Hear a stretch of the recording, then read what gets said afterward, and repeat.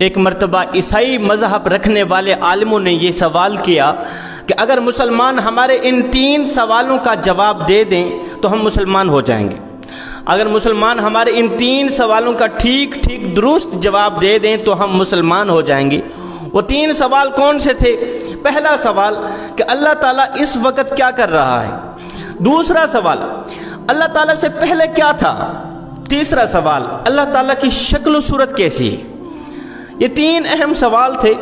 ان کا کہنا تھا کہ جو بھی مسلمان ان 3 سوالوں کا ٹھیک جواب دے دے تو ہم کلمہ پڑھ کر مسلمان ہو جائیں گے۔ لکھنے والے لکھتے ہیں کہ اس وقت کے جتنے بھی علماء تھے سارے جمع تھے، ان سب نے غور کیا لیکن درست جواب کوئی بھی نہ دے سکا ان 3 سوالوں کا کہ اللہ تعالیٰ اس وقت کیا کر رہا ہے، اللہ تعالیٰ سے پہلے کیا تھا، اللہ تعالیٰ کی شکل و صورت کیا ہے۔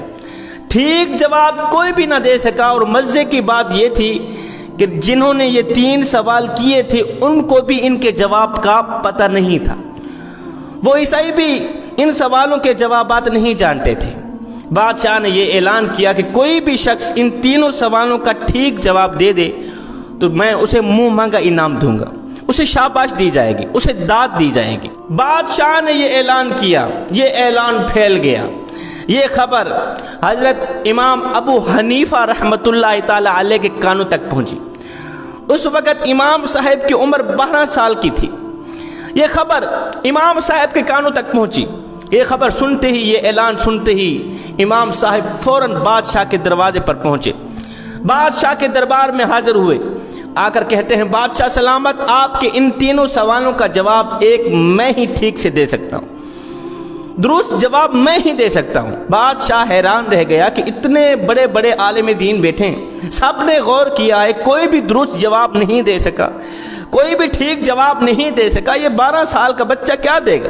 حیرانی کے عالم میں گمسم ہو کر بادشاہ نے کہا ٹھیک ہے تو جواب دے۔ امام صاحب نے کہا جواب دینے سے پہلے مجھے بتایا جائے کہ یہ سوال کون کر رہا ہے؟ بادشاہ نے کہا یہ سوال میں کر رہا ہوں۔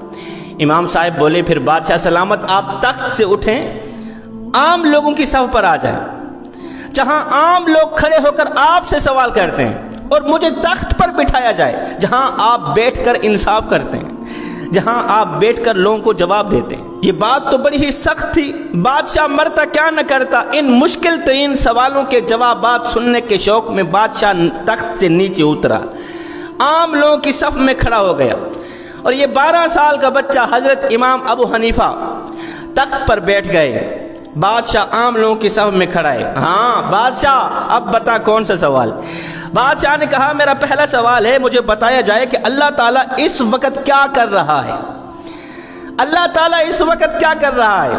اب امام صاحب کی عقل مندی دیکھیں، امام صاحب کی عقل مندی کو سلام۔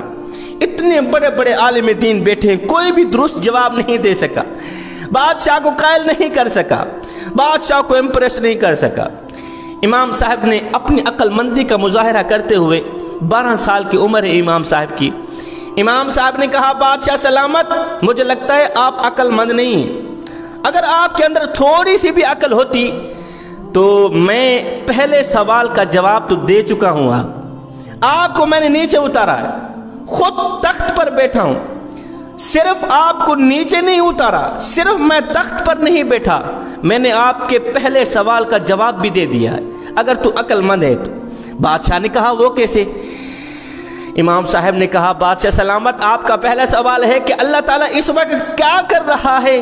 سن بادشاہ سلامت، اللہ تعالیٰ اس وقت یہی کر رہا ہے کہ بادشاہ کو عام لوگوں کی صف میں کھڑا کر رہا ہے اور ایک 12 سال کے بچے کو تخت پہ بٹھا رہا ہے۔ اللہ تعالیٰ اس وقت تو بس یہی کر رہا ہے، یہی حکم دے رہا ہے، آپ کو تخت سے نیچے بٹھا رہا ہے، مجھے تخت کے اوپر بٹھا رہا ہے۔ بادشاہ یہ عقل مندانہ جواب سن کر بڑا ہی قائل ہوا، بڑا ہی امپریس ہوا۔ بادشاہ کو اطمینان ہو گیا کہ پہلے سوال کا جواب مجھے مل گیا ہے، واقعی اللہ تعالیٰ اس وقت تو یہی کچھ کر رہا ہے کہ 12 سال کے بچے کو تخت پہ بٹھا رہا ہے اور مجھے تخت سے نیچے اتار رہا ہے۔ بادشاہ نے کہا او 12 سالہ بچے ہے تو بچہ پر باتیں عقل مندوں والی کرتا ہے، जवाब तूने बिल्कुल दुरुस्त दिया है। मेरा दूसरा सवाल ये है कि अल्लाह ताला से पहले क्या था? इमाम साहिब बोले, बादशाह सलामत आपको 10 तक गिनती आती है? जी आती है। अच्छा आप गिनना शुरू करें। बादशाह ने गिनना शुरू कर दिया, 1 2 3 4 10 तक पहुंचे। इमाम साहिब बोले, बादशाह सलामत अब इस तरह करें कि ये गिनती उल्टी गिनना शुरू कर दें, मतलब 10 9 8 7 6 इस तरह। जब तक मैं रुकने को ना कहूं आपने रुकना नहीं, आपने चलते रहना। बादशाह ने इस काम को मामूली सा समझते हुए उल्टी गिनती गिननी शुरू कर दी।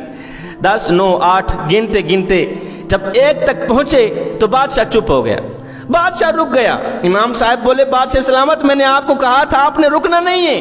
बादशाह ने कहा, ओ बच्चे मैं क्या करूं, यहां रुकने के अलावा और कोई हल भी तो नहीं था। 1 से पहले तो कुछ भी नहीं था, 1 से पहले तो कुछ भी नहीं है। इमाम साहब बोले, बादशाह सलामत फिर आपको दूसरे सवाल का जवाब मिल ही गया है। जिस तरह 1 से पहले कुछ भी नहीं, इस तरह मेरे अल्लाह से पहले कुछ भी नहीं था। बादशाह सलामत यही तेरे दूसरे सवाल का जवाब है। जिस तरह 1 से पहले कुछ नहीं, इसी तरह मेरे अल्लाह की जात से पहले भी कुछ नहीं। एक मेरा अल्लाह ही है, अव्वल भी वही है, आखिर भी वही है।